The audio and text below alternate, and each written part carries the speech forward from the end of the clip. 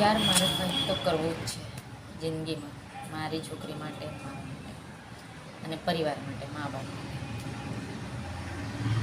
કેવી પણ પરિસ્થિતિ આવે, મુશ્કેલી આવે, પણ હાસિલ તો કરવું છે જે મારા માઇન્ડમાં છે. એન્ડ કે છે ને, જ્યાં સુધી જાતે એ વસ્તુ પામી ના શકીએ ત્યાં સુધી આપણા મગજને કે આપણે આત્માને આમ એમ ના લાગે કે યાર હું કાંઈ નથી કર્યું. પણ નહીં, જે દિવસે હું કરીશ ને અને કરીશ સવારમાં. આજે કેટલા વાગ્યા છે? આજે શું વાત છે? શનિવાર છે. જય બજરંગબલી, જય હનુમાન દાદુ અને સાંભળશે જ પ્રભુ. તો ઘણું એવું બધું પોઝિટિવ એનું સાંભળતી હોય. અને મારા માટે ઓફકોર્સ કરવું બહુ જ જરૂરી છે. કેમ કે હું કેવું છે, ખુદ પર ડિપેન્ડ છું. એમ નહીં કે કોઈના પર ડિપેન્ડ રહીને કરું છું, નહીં. હું મારા જાત મહેનત જિંદાબાદ, કોઈના ભરોસે નહીં. બધા સાથ છોડી નહીં ગયા છે, બધું થયું છે. બહુ બધી ખરાબ પરિસ્થિતિ, બહુ બહુ ખરાબ બધી પાસ કરી છે લાઈફમાં. ભગવાન કરે એ દિવસ પણ નહીં લાવે જે હું જેનો પડાવ હું લઈ મતલબ પાર કરી શકી. તો મારે દિવસ પણ નથી જોઈતો. મારે બસ મારી છોકરી પ્રત્યે, મારા પરિવાર પ્રત્યે એમને મસ્ત ખુશ રાખી શકું. પહેલું તો મારા મા બાપ, પછી સેકન્ડ મારી બેટી, બધા માટે. પણ મારા મમ્મી પપ્પા માટે કંઈક તો કરવું છે અને કરીશ. કેમ કે ઘણા જેવા પોઝિટિવ માઇન્ડના જ્યારે જોતી હોઉં ને, તો મને પણ એમ થાય કે યાર હું પણ એ ક્યારે કરીશ. જે હું પણ સ્ટડી કરીને બેઠી છું, માઇન્ડમાં લઈને બેઠી છું કે યાર બધા ઘણા બધા પણ આવશે તો કરો ને સમય ભગવાન. એક દિવસે તો અમારે પણ આવશે યાર.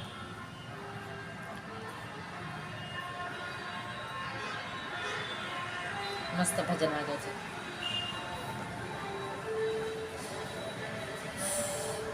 सबका स्वामी तू अंतर्यामी, सबका स्वामी तेरी चरणों में प्यारी राम.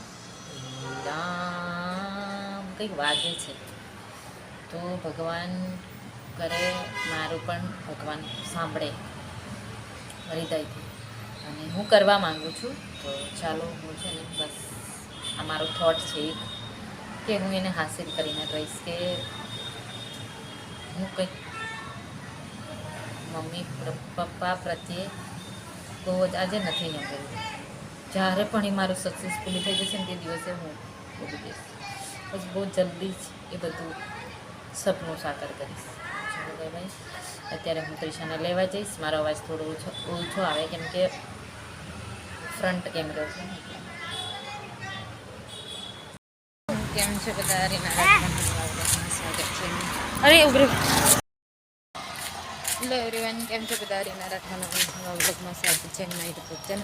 આઈ હોપ બધા મજામાં છે, મસ્ત છે, સ્વસ્થ છે બધાને. જય સ્વામિનારાયણ. તો દોસ્તો, welcome back in my new channel. Welcome back in Reena Rathwa. તો ચાલો, સવાર મોર્નિંગમાં ચાલી ગયા છે સ્કૂલ. એન્ડ અમારે વાતો કરતાં નીકળી જઈએ સ્કૂલ. આજે ત્રિશુ નાયા વગર જાય છે કેમ કે મોડું થઈ જાય ને, એટલે પછી એવું પણ મૂકી દેવાનું છોકરાઓને. એવું નાવા ધોડાવા રહીએ તો બધો ટાઈમ જાય. રહેવા દે. કૂતરાની જગ્યા પર આપે છે, ખબર છે? ચલો દોસ્તો, હવે જઈએ ત્રિશુને લેવા.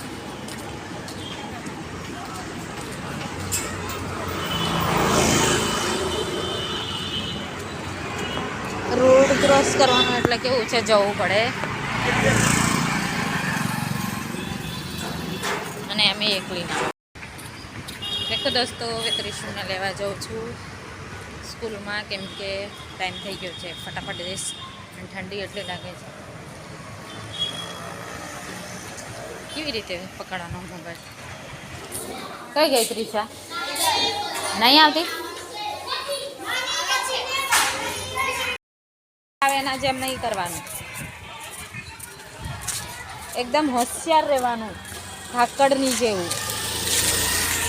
તું તો ઢીલી પહોંચી, પૂછું તારે જવાબ એ નહીં કરતી કેમ? હા, મને હરેક પ્રકારના સરને કીધું તો પછી એમને એમ નીકળી આવી.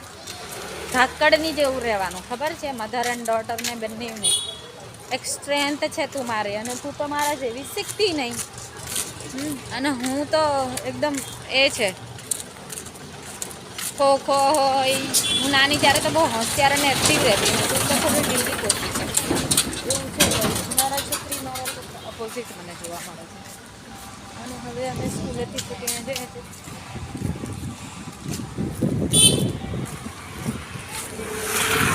જેમ કે શેમાં ભાગ લીધો હતો? ખોખોમાં. ઓકે, તો બહુ સારું. રમવાનું, એમાં બધામાં ભાગ લેવાનું, હોશિયાર બનવાનું. એક્ટિવિટી જે પણ કંઈ કરાવે ને સ્કૂલમાં એમાં ભાગ પણ લેવાનું, અને આપણે રમવાનું પણ ખરું. તો લાંબો કૂદકો એમ કહે છે ને પેલી છોકરી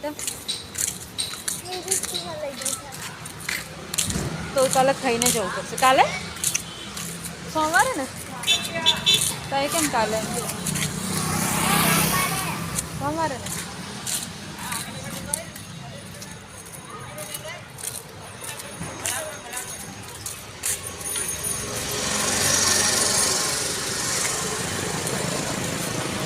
એટલે તું ખોખોમાં લીધો હતો એમ ભાગ? જો